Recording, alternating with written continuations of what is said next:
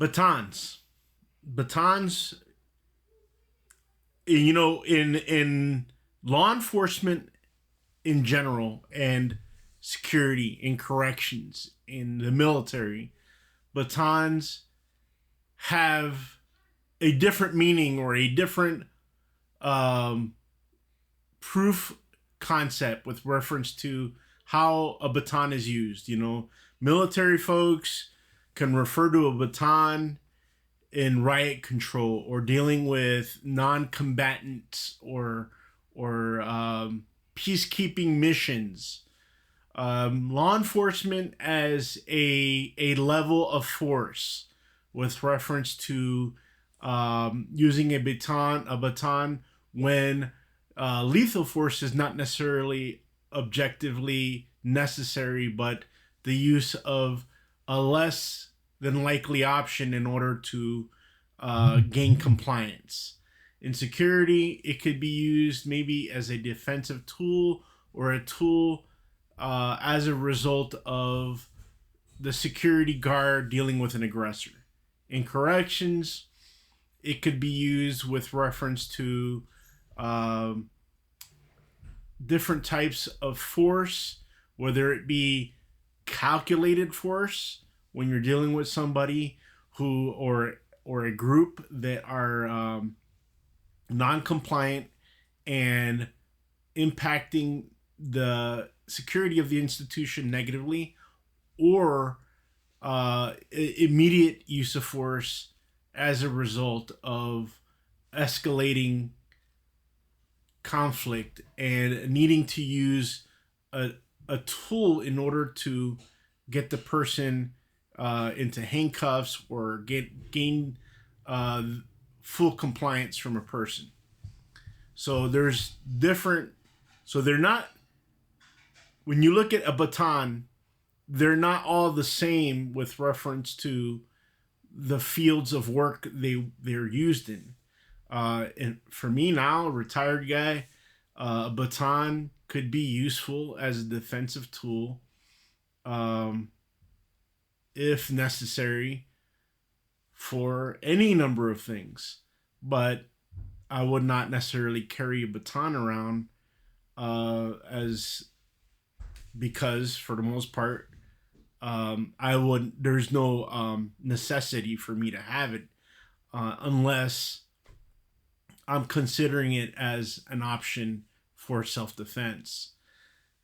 So there's this thing I've had for a long time. This is probably one of the first batons. I got quite a few of them.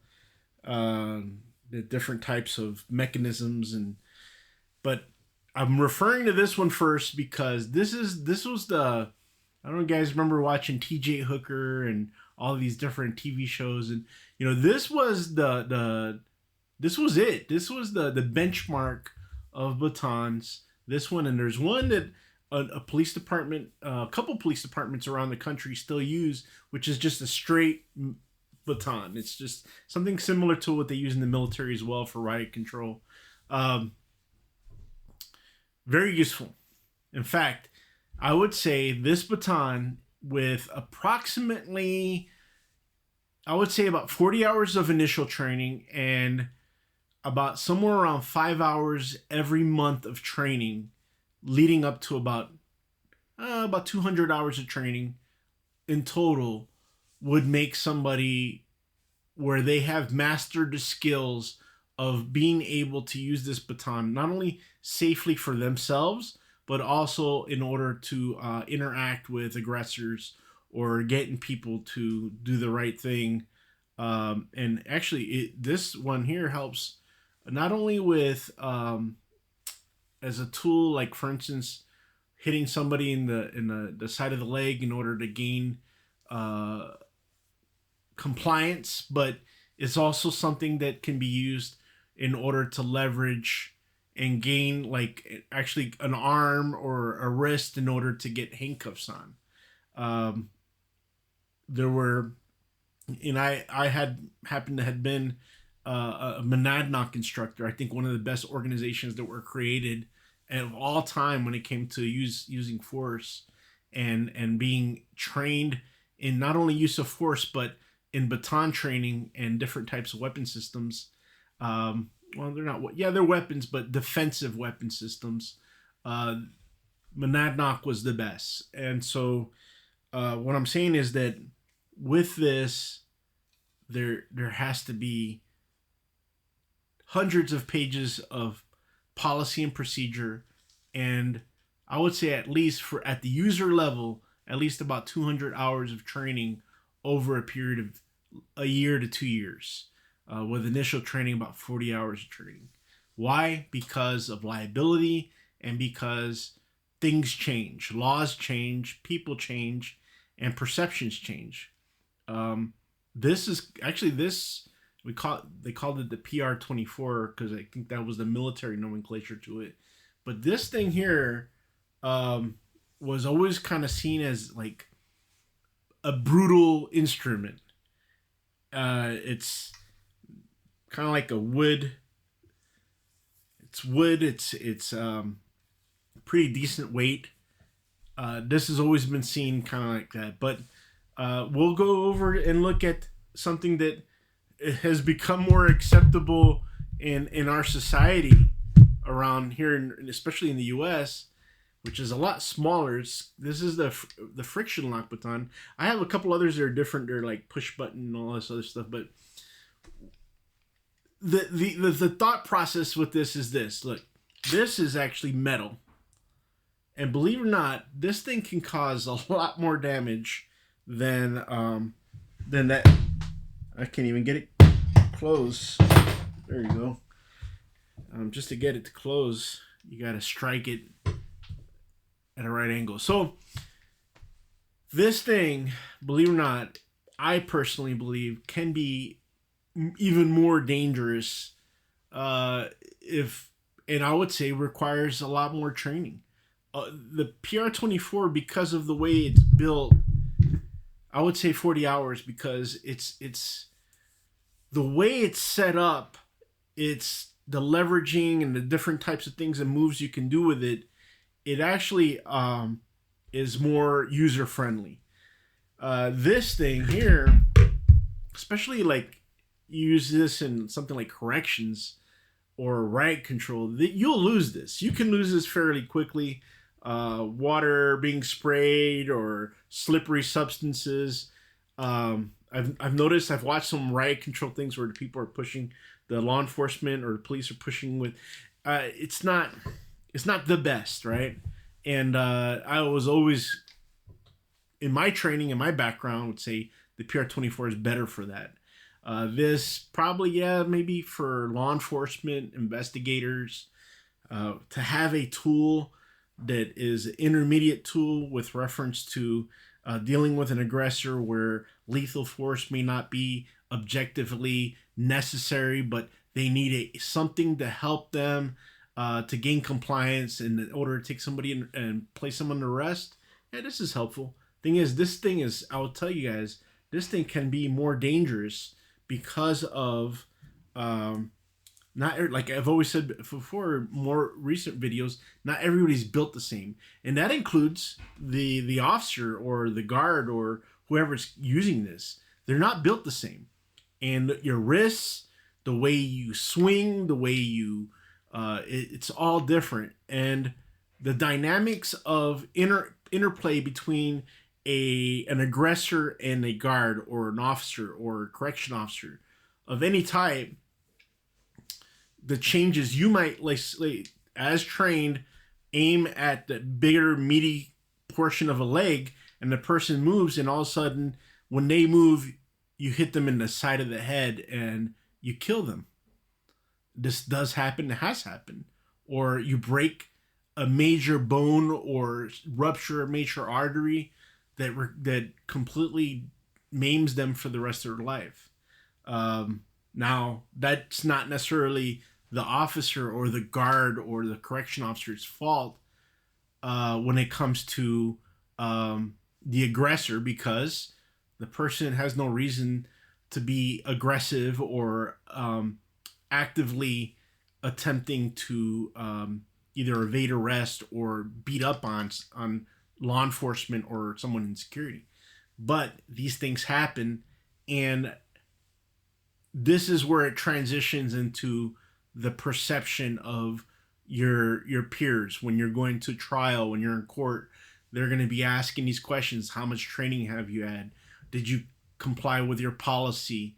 And understanding the seconds of dynamics of things that happen within that fight or whatever occurred. um what was in your mind, and what were you aiming at in order to get this person to stop doing what they're doing.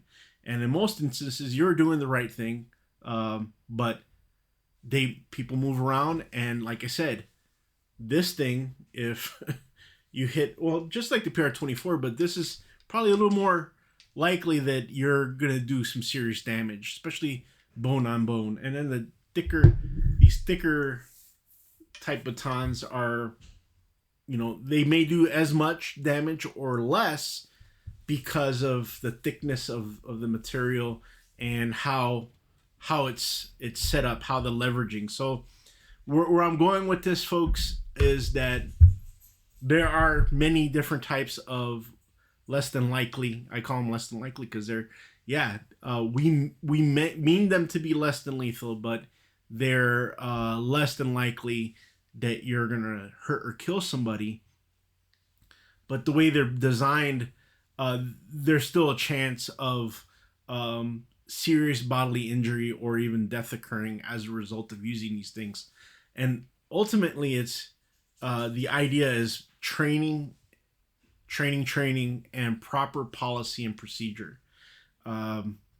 We have seen in most recent history where law enforcement, specifically federal law enforcement, because I say the county sheriffs and the city police departments are doing a great job at their police academies, and they're actually doing very well with reference to policy, procedure, and training, and really enforcing who can and cannot carry this stuff based on certification. At the federal level, we're seeing folks carry this stuff that haven't received any formal training. They received a few hours, maybe 8 hours of training, of introductional training, but they've never received where they actually go out there and spend 40 hours of training just on one tool. And that's a big deal. That speaks volumes about the organization, because you're just giving stuff out. You're giving them weapon systems, and these are our systems. And sometimes they are considered complex weapon systems that can kill somebody. We don't intend that. We don't want for people to kill people, but as a result of the bad person's behavior, or the person that's interacting with the law enforcement officer, the police officer, the correction officer, or even the armed guard or security guard, the movements can result in that. And we cannot predict every specific situation. Only thing we can predict is that this person that's trained to carry these things, like this PR-24 and stuff, that they have been trained, they have received proper policy and procedure, and they are acting reasonably as any other officer that would be placed in their shoes. So that's my thoughts as far as this. Batons are a great tool, but consider the fact that if you intend on carrying a baton and on duty, that you receive at least 40 hours of introductional training and about 5 or so hours per month of update training with reference to hands-on different scenarios in order to understand the implications of using a baton in the real world, and actually being able to ask questions and understand scenarios and actually implement some of the baton use with reference to other equipment that you use, such as a firearm, pepper spray, taser, etc. Because you have to understand, and I believe Safariland they took over from Monadnock. They have a great thought process with reference to transition drills and the dynamics of, you know, literally hands-on going from different types of systems, so then that way you understand what works and what doesn't work for you.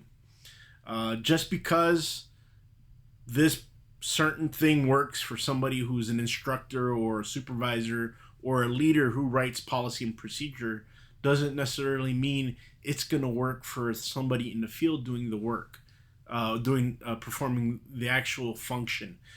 We know this. You can see it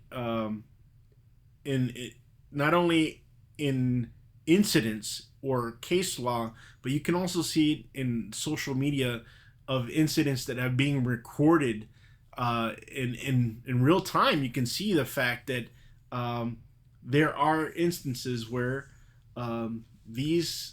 it's great that they have them available, these batons, but it may not be objectively reasonable to use them at the time as a result of the timing, the split-second decisions, and the escalation by the aggressor when it comes to these situations. So my thoughts, and look forward to yours. Talk to you guys in a little bit.